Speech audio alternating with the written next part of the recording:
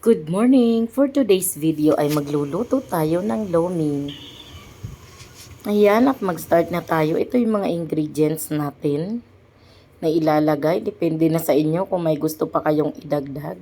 Kung sakaling magluluto rin kayo ng ganitong lomi. So mag-start na tayo. Ito pa din yung kawali ko. Di pa talaga nakabili ng bago. Yung may sunog na kawali ni Mami Mila.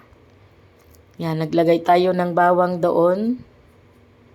Pagkatapos ng ilang segundo, isunod ko na rin yung sibuyas kaagad. Pulang sibuyas, pwedeng puti, kung anong available sa inyo, sa kusina nyo. Ayan, pag naluto-luto na yung sibuyas at bawang, ay ilagay na natin yung chicken. Chicken breast po yung gamit kong ang gamit kong karne dyan. Kalahati lang nung breast. Konti lang. Pwede nyong damihan kung gusto nyo.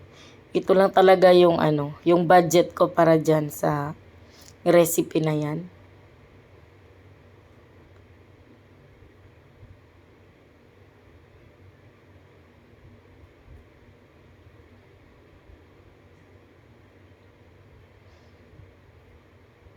Ayan, paluto-lutuin muna natin yung manok.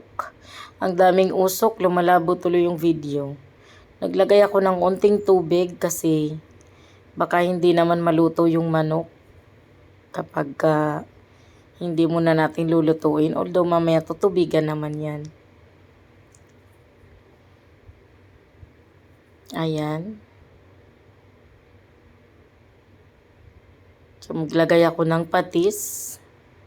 Kunti lang, baka umalat. Usually po kasi yung pansit ng lomi, yung noodles ng lomi, medyo maalat-alat. Then, dagdag tayo ng toyo. Huwag masyadong maraming toyo, baka mangitim yung lomi.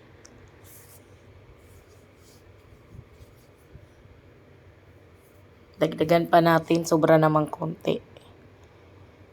So, pwede kayong magdagdag kung anong mga favorite nyong pampalasa na gusto nyong ilagay. Sumausok po talaga yung vlog natin. Naglagay po ako dyan ng pamintang pino para talaga namang lasap ang anghang kapag pamintang pino. Medyo dami-damihan natin ang pamintang pino. Ayan, timpladong-timplado na yung ating sahog na manok.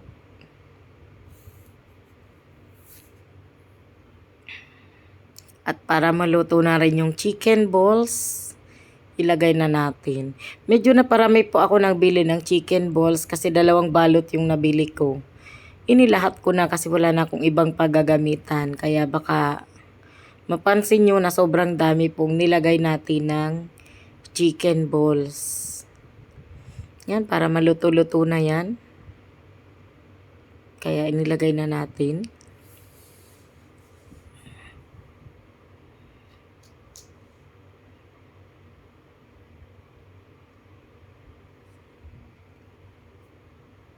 Yan, pinapalambot ko po muna yung chicken.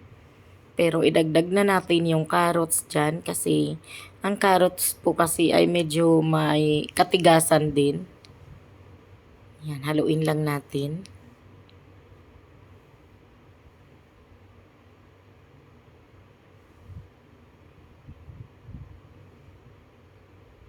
Pagkatapos natin tong maluto-luto ay lagyan na natin siya ng tubig. So actually po yung pinakapansit nitong lomi natin ay binanlian ko na po yun ng mainit na tubig.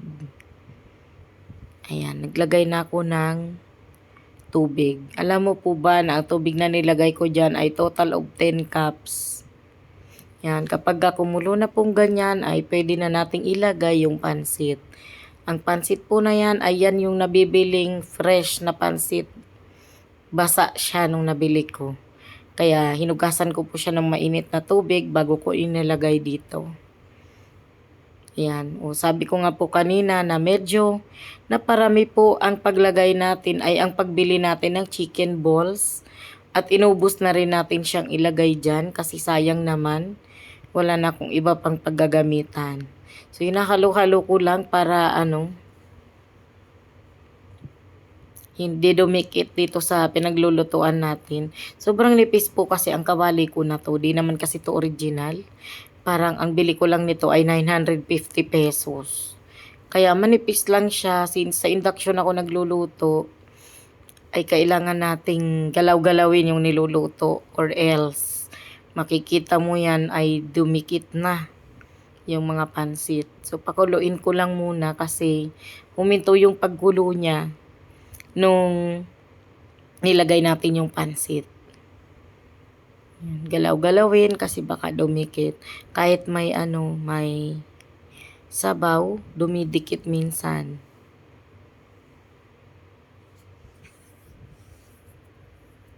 Ayan, nilagay na natin yung repolyo. Yung repolyo ay kalahati lang yan ng isang buong repolyo. Hindi ko talaga dinamihan sa yung mga gulay kasi masikip na po talaga dito sa lutuan ko. Maliit lang kasi itong lutuan. So, dalawang balot yan na na noodles.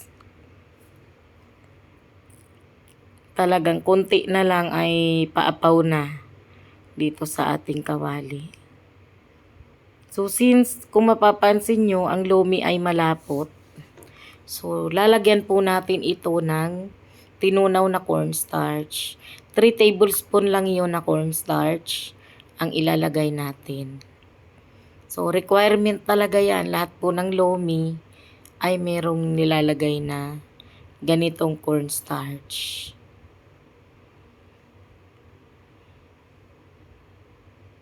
Ayan, yung cornstarch. Tinunaw lang sa tubig. Then, dahil may cornstarch na, kailangan nating halu-haluin. So, medyo pakuluin muna natin kasi tumigil ulit yung paggulo na nilagay yung cornstarch.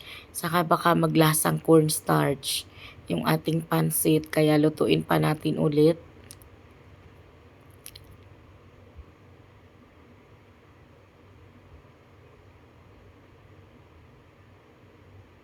Ayan, meron pa po tayong huli na ilalagay. Nagbati po ako dito ng 2 itlog para ilagay din po natin. Ayan, yung itlog. Tapos, after 2 minutes ay mga luto na po ang ating lomi. Ayan, kung maitatry nyo po ang lomi na to, napakasarap po niyan. Pwede ka pong maglagay ng additional na pampalasa, kagaya ng magic sarap or nor cubes kung gusto nyo po na maglagay. Additional sarap nga naman talaga yun kapag maglalagay po kayo ng ganun. So, ito na po, luto na ang ating lomi. Pinatay ko na rin yung induction at ito na ang ating finished product, ang lomi ala Mami Mila.